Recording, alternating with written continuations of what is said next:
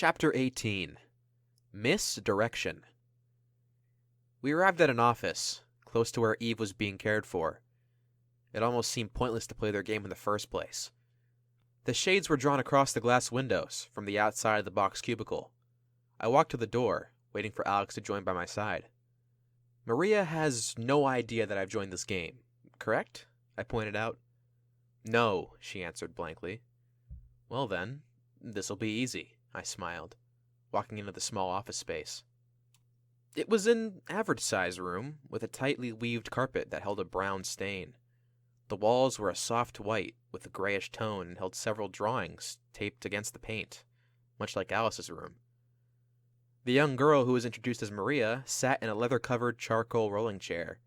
It was pressed tightly up against a large wooden desk that took up a good portion of the room. Two chairs sat on the opposite side of the desk, but were a lot less stable. They were merely a blue coloring, and seemed as if they were dug out of the trash. Maria sat in her chair wearing the same brown tank top and jean jacket. She looked up with her blonde bangs hanging in front of her ocean eyes. Her head turned slightly to the right, to indicate her confusion as to why I was there in the first place. "Are you Maria?" I asked politely. "Why are you being so fancy?" she mumbled in a sour way, before returning to drawing across the wood of the desk. I stared at the girl, a bit taken aback by her words. "Well, anyway, I would like permission to stay here and watch over Eve. And I guess Alice would too," I stated, groaning at Alice's name. "No," said Maria, not even looking up from her work. "No? All we want is to make sure Eve—" "No. That's my answer. Isn't that what you came for?" A grin took her face with a giggle. I just stood with a loss for words. This being a life-and-death situation, you'd think she wouldn't be so thoughtless about saying no. My eyes narrowed, analyzing the situation. She's not carrying any weapons, nor is there any security in this room. If I wanted to, I could force her to accept. No, that would never work. If I did that, she'd only reject Eve from staying here, causing us all sorts of trouble. Still, if I only used threat... Stop. You're turning on others. It's just what he wants. Stick to your wits and stop thinking like him. I don't exactly understand your reasoning, but I guess I don't really have a choice. I sighed. You're an idiot. You know that? She insulted. I'm only telling you what you want to hear, I snapped at the rude girl's remark. That's why you're an idiot. Going against human instinct is how you die in this game. This is the curse we are forced to live with, but it's also a blessing.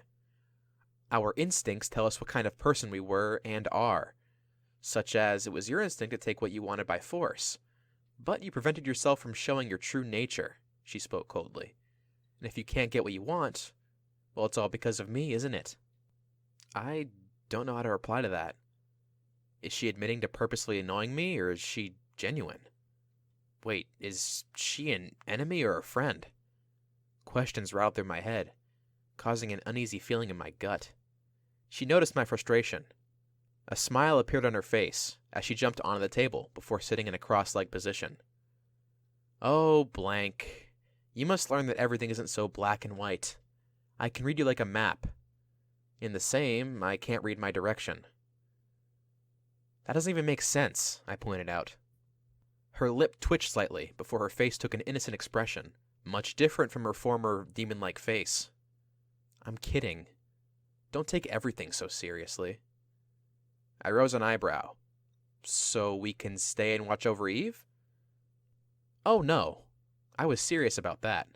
My blood boiled at this young creature. Don't get me wrong, I'm not your enemy.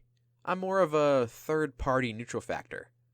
I only say you can't because I know if all the members of Team 1 are missing, then Team 3 will take over the town, along with the carnival, and if that happens, we won't be able to trade or resist choosing a side, Maria explained.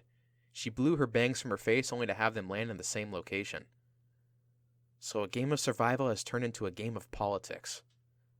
Well, human nature is human nature. Oh, game. I almost forgot. I walked over to the desk and placed a hand on Maria's shoulder. Found you.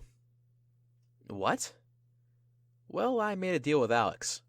I help her find you and Viola, and in return, you and she told me everything about getting your memories back. I smiled childishly. That cheater, she huffed under her breath. Okay, what do you want to know? How did you get them back? I asked. We found a rope, coated in my own blood at the subway system, an hour from here. So you get your memories when someone finds the item the killer used to bring us here. Interesting to say the least. What do you remember about being taken? I was 16 and out with my family on a picnic, by a lake in Minnesota. Leech Lake. It was me, my mom, dad, and 3 brothers. I remember that I was really excited to see the area for a new art project. I was going to paint the sunset, but I never got to. I told my parents that I would be right back, that and I had to use the restroom. It seems so long ago now. You'd think that a woman's restroom would be a safe place, but I was wrong. As I washed my hands, I found a rope across my neck until nothing but black. That's when I woke up here, alone and lost. But that was a long time ago, she explained. Maria, how long have you been here? I asked. A year.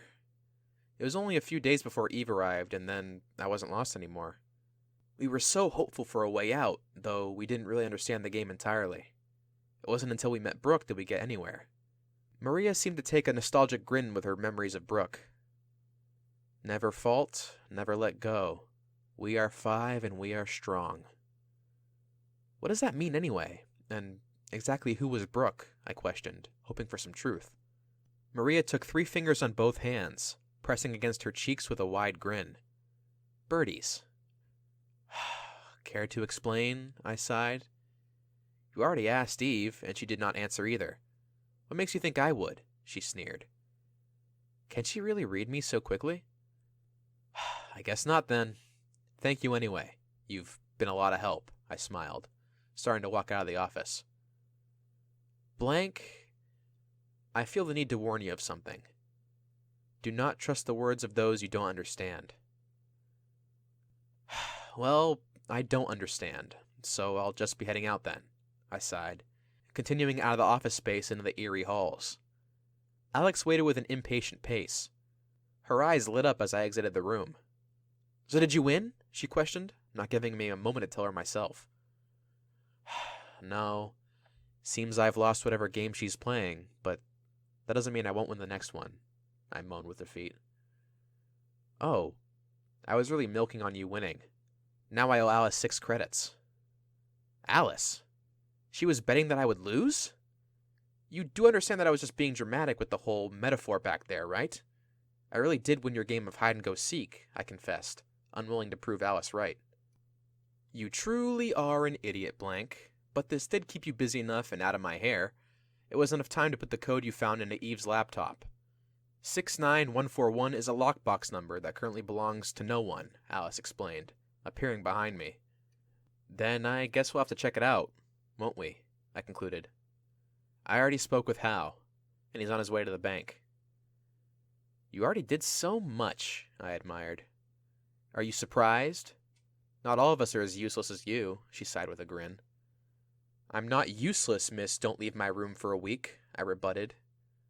Well then, show me you're not as hopeless as I think, when just you and I go on the next mission. Alone with Alice? I think I'm gonna be sick.